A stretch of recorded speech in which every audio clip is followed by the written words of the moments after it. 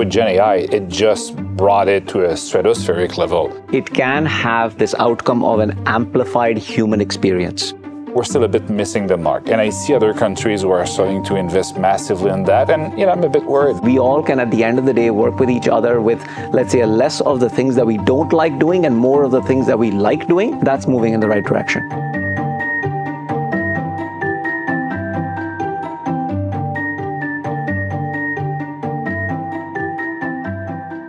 Hi, I'm Benoit Hardy-Vallée. I lead our workforce learning practice at Deloitte. Hi, I'm Jas Jaaj, Managing Partner of AI at Deloitte. We're both here today to answer some big questions around Canada's future, explore the intersection between talent transformation and the opportunities of AI, and maybe even find a new dimension to global disruption.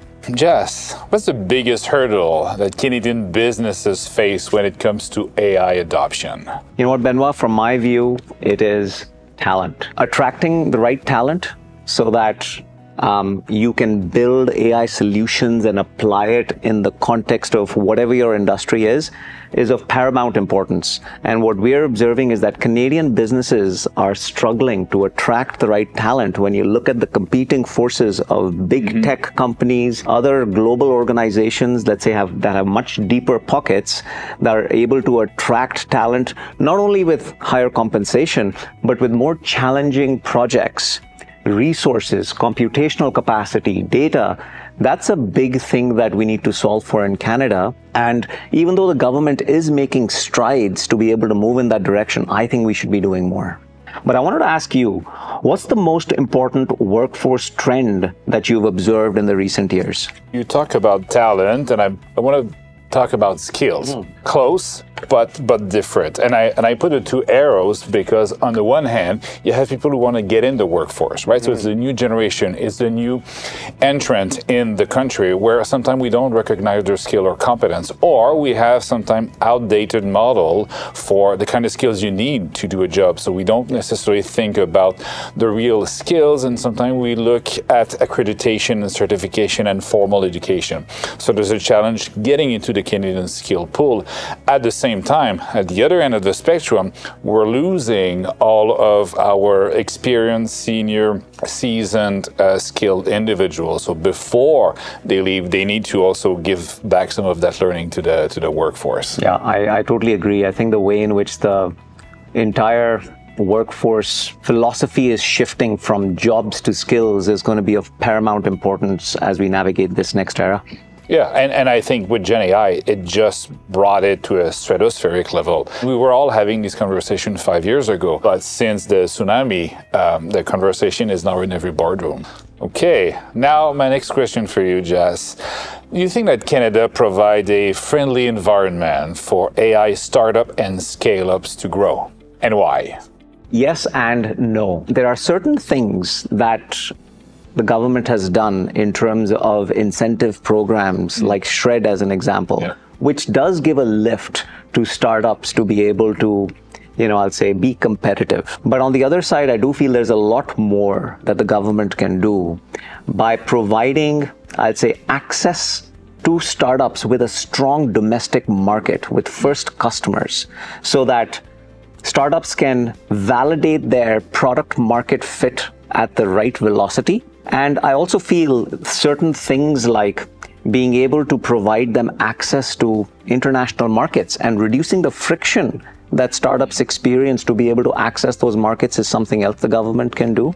And also things like, frankly, foreign direct investment, right? When it comes to us being able to protect our IP, think about our national interests to safeguard the innovation that's happening in Canada, which does tend to leak. I think there's stuff that can be done there as well to support the startups thrive in the Canadian economy. Yeah. Jas, we talked about talent before. How can company attract top-tier AI talent? Provide challenging problems to AI professionals so that they can sink their teeth into solving them. Yeah. And the additional component over and above, let's say, giving talent challenging problems to solve is also enabling them and empowering them to be able to execute on that, which means that resources like computational capacity, resources like the data that they would need in order to actually solve these problems, giving them environments, platforms to be able to actually do this. All of that adds up at the end of the day to be able to create those conditions in which talent can thrive. Now, obviously, things like compensation, the benefits and all that matters, but I do feel that if you actually pose a situation where you give them really interesting problems to sink their teeth into, that goes a long way in terms of helping talent thrive.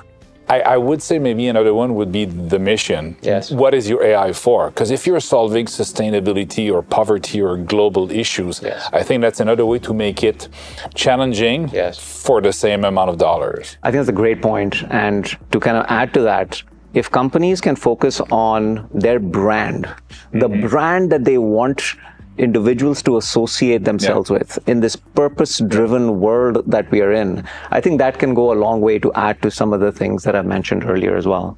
Are higher education institutions in Canada teaching the right skills to develop AI talent of tomorrow? Question mark. It's a very Canadian answer. Not yes. Yes, not no.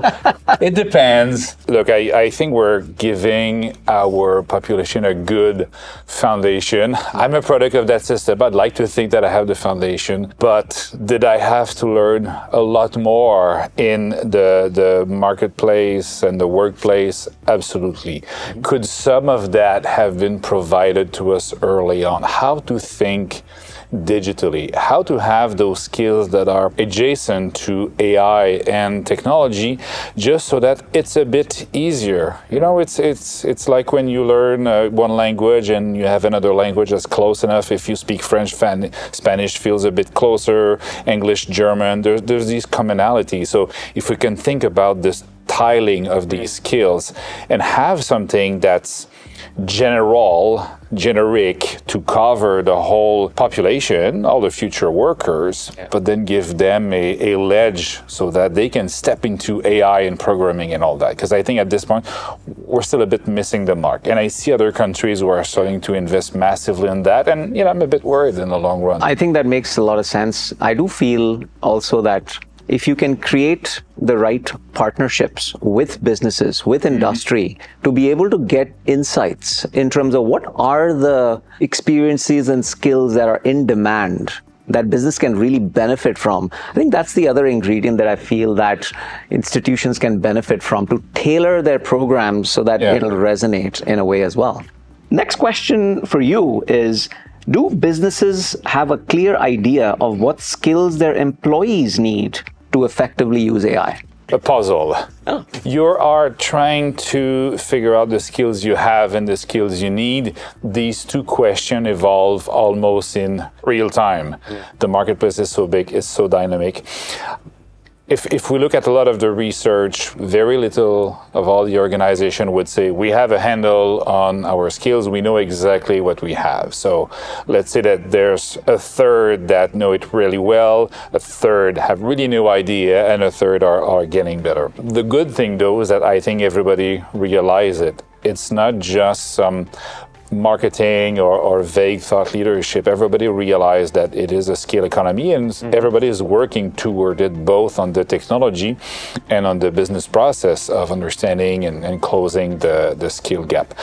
But for many employers, they still don't have that visibility, which again, I think now with AI tool, we can fast track that. Because it used to be a manual and laborious process. Now you can look at your LinkedIn profile, your past activity system can infer your level of skills. So I think if you ask me this question in 5 years, the response will be different. Yeah, I think the point is bang on in that you can actually use AI to effectively train your staff on the, I'll say, competencies and skills that you need to be able to thrive in the AI environment, right? So it's a bit of a force multiplier in a way that if used well and if used in the right way, you can actually use that as a way to address some of the challenges that you've been experiencing from a training program perspective. Now, my favorite question. Yes. What are you most excited about when you think about the future of people working alongside AI? In one word, experience. If AI is used in the right way, it can have this outcome of an amplified human experience. Yeah. And that's what, at the end of the day, this is all about. We're not here to use technology for the sake of technology. It needs to be used in a purposeful way so that our experience becomes better as a result of it. Where, as an example, if there are certain mundane administrative tasks that, are a drain, are like I'll say an energy suck, we can offload that to AI and get some of that capacity back so that we can focus on things that really energize us. Right? The creative problems or the relationship management, that's where our potential and our energy can really be amplified. Yeah. So that's what I would say in terms of what I look forward to is that if we can mindfully apply AI in areas to be able to get to that outcome, so that we all can, at the end of the day, work with each other with, let's say, less of the things that we don't like doing and more of the things that we like doing, that's moving in the right direction. And we see that happening already in some occupation, from call centers. I was working with recruiters where they do less of the, the interview scheduling, the skill matching, all that was manual. Now they have technology that do that, but they're not replaced. Yeah. They can focus on building a relationship with the hiring managers, with the different candidates. So this idea, we're seeing it happening. It's not just an empty dream. Thanks for joining us. When it comes to the intersection of AI and talent, there's more than one dimension to the challenges Canada is facing. Business and organizations are at significant crossroads. With that choice comes immense potential. We're excited to uncover the opportunities in this new age of innovation.